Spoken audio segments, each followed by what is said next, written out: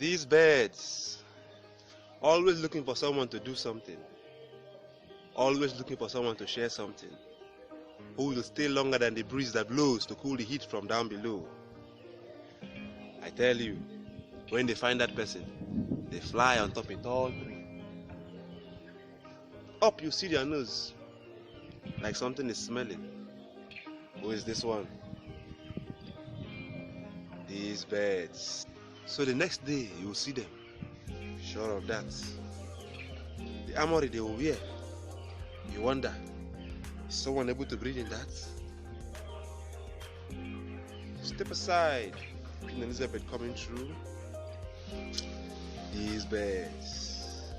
And after falling from treetop to treetop, you need no one to discourage you.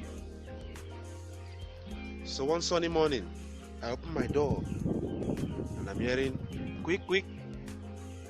I look. There it is. These birds. I told you to be sure of that. I can't even comprehend the smile on my face. So this thing knows my house. I fast. In a second, I'm out with the shirt over my back. But onto another tree. I had a step. And I see it in the next tree. I had another step.